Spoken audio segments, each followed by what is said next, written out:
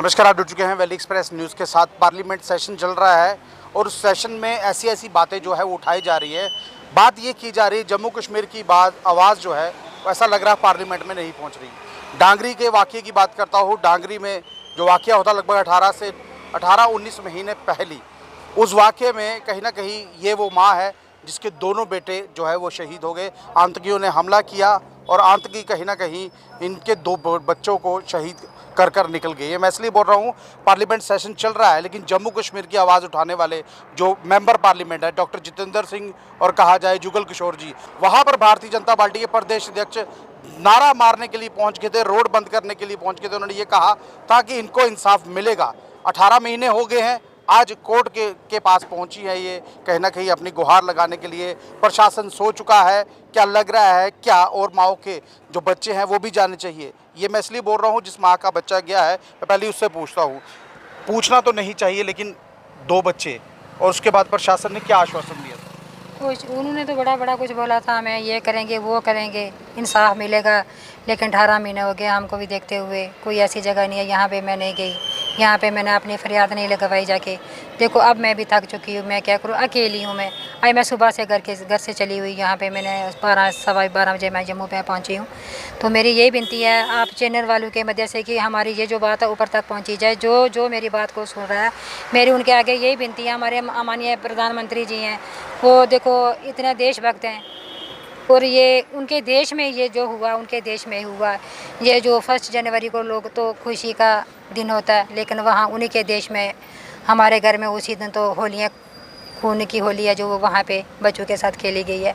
लेकिन 18 महीने हो गए हैं। देखो मैं तो तैयार उनके साथ, उनके पास में मिलने के लिए ज़रूर जाऊंगी। जैसे भी मैं पहुंची पर मैं उनके पास ज़रूर पहुंचूंगी। लेकिन अगर आवाज़ मेरी वो सुन रही है तो मैंने दोनों हाथ जोड़ के उनसे यही विनती करती हूँ कि देखो 18 महीने हो गए मेरे केस को, लेकिन मेरे केस का अभी कुछ भी नहीं हुआ। यहाँ जाते हैं, अगर जोरी एडमिनिस्ट्रेशन के पास जाते हैं तो वो हमें बोलते हैं कि आपका केस एनआई वालों के पास है।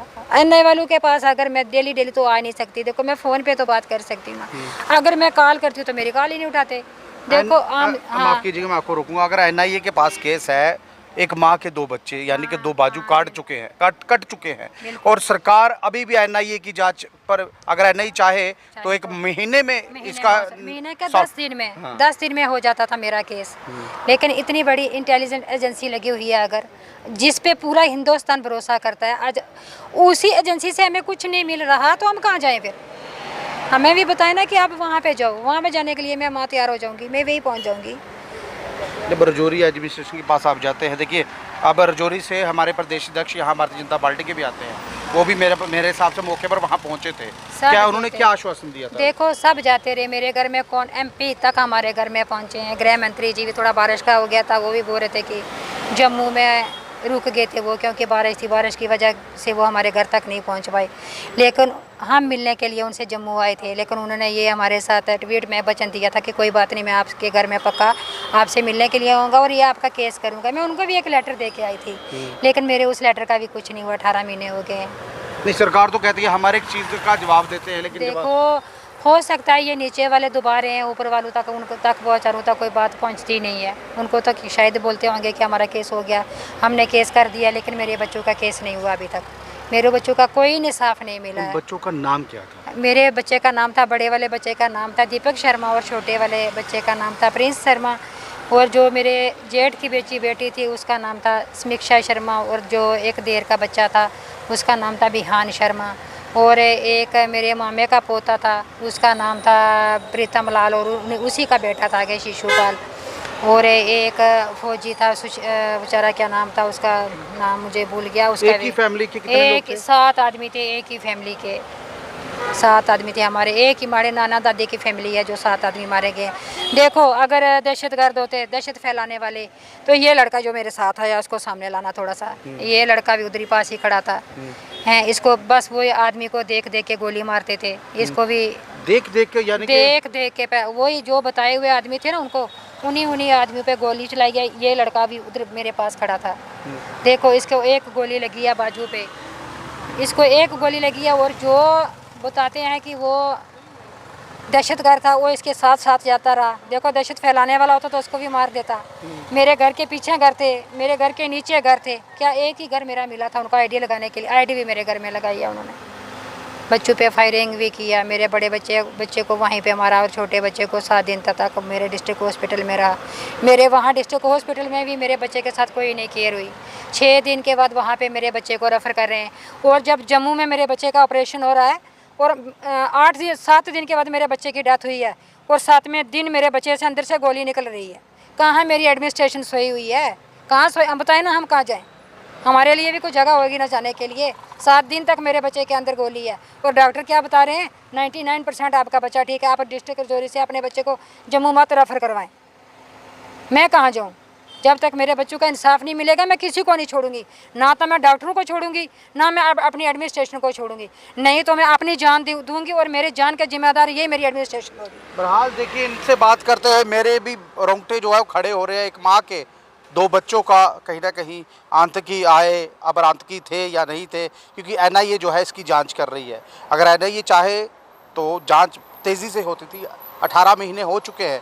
ये भी एक व्यक्ति था जो यहाँ वहाँ पर था, इसको भी कहीं ना कहीं बुलेट जो है वो लगी हुई है। लेकिन एक माँ के 2 बाजू कट जाना और उसके बाद सरकार का एक आश्वासन देना। होम मिनिस्टर साहब ने एक ट्वीट किया था, ये कहा था कि मैं आपसे मिलूंगा ज़रूर। होम मिनिस्टर दूसरी बार फिर होम मिनिस्टर बन चुके हैं। इस वक्त पार्लियामेंट सेशन चल रहा है, लेकिन ये जो बात है ना, ये जो यहाँ पे जम्मू में ये अटैक हुआ था रजौरी डांगरी के इलाके में, लेकिन इस मामले को जो था कहीं ना कहीं जम्मू कश्मीर एडमिनिस्ट्रेशन ने इसको दबा दिया। इसको दबने नहीं देना है। अगर ये वीडियो अगर एडमिनिस्ट्रेशन के लोग देख रहे हो या और भी लोग देख रहे हो, आप इसको शेयर जरूर कीजिएगा ताकि पार्लियामेंट तक ये वीडियो पहुंचे और ये आवाज़, इस माँ की जो आवाज़ है वहाँ तक पहुंचे। क्योंकि जो दोबारा मेंबर पार्लियामेंट बन चुके हैं ना, वो मुझे लगता है वो पार्लियामेंट में सिर्फ सोने के लिए जाते हैं। अगर नहीं सो रहे होते तो कहीं ना कहीं इस माँ की वहाँ पर बात कर रहे होते और पूरे देश को पता चलता कि इस तरह से अगर किसी माँ के साथ ऐसा वाक़या होता, उसके 2 बच्चे चले जाते हैं, तो सरकार क्या करती है। अगर सरकार चाहती तो बहुत से लोगों को कहीं ना कहीं आतंकी अगर थे तो उनको पकड़ के इस माँ के हवाले करती या जेल में डालती, लेकिन ऐसा हुआ नहीं। जिन पे मुझे शक है, जिन पे मुझे पूरा शक है, मैं उनके नाम भी दे चुकी हूँ, लेकिन उनकी पूछताछ अच्छे से नहीं एनआईए वाले कर रहे। बोलते हैं आज बुलाएंगे, कल बुलाएंगे, जिनको बुलाया था वो आ नहीं रहे। देखो इसमें मैंने थोड़ी लाना है ना, उनकी ड्यूटी है, ऐसे उनको कुर्सी मिली हुई है। ये काम तो उनको खुद करना चाहिए ना। गांव में आके वहाँ पे इनको कैंप लगाना चाहिए, वहाँ पे बैठना चाहिए। जिन जिन पे हमें शक है उनको वहाँ पे पास बुलाना चाहिए, दाएं बाएं के आदमी से पूछताछ करनी चाहिए। देखो मैं डेली जम्मू कैसे 1 महीना में पहले आई थी। मैं एक लेटर है मेरे पास का हो तो मैं लिफाफे में डाला हुआ, मैं उसका भी फ़ोटो आपको बता देती हूँ। मैं लेटर दे के गई हूँ उनको, उस लेटर का मुझे कोई जवाब नहीं मिला। अगर मैं फ़ोन करती हूँ तो मेरा फ़ोन ही नहीं उठाते। देखो मैं कहाँ जाऊँ मैं। बहरहाल देख लीजिए, ये माँ बड़ी परेशान है। ये अभी कहीं ना कहीं कोर्ट से निकल कर आई और मेरी इनसे मुलाकात होगी। मेरा भी ये दायित्व बनता है कि इस तरह से कहीं ना कहीं जो लोगों के साथ इनजस्टिस होता है उसके साथ हम खड़े रहें, ताकि अगर कोई भी एजेंसी जांच कर रही है तो इतनी पुख्ता जांच कीजिए कि जिन लोगों ने ये वाक़या किया है उनको पकड़ के जेलों में जो है वो डाला जाए। बहरहाल ये लाइव दृश्य अगर आपको अच्छे लग रहे हो तो अपनी महत्वपूर्ण राय जो है वो कमेंट बॉक्स में जरूर रखिएगा।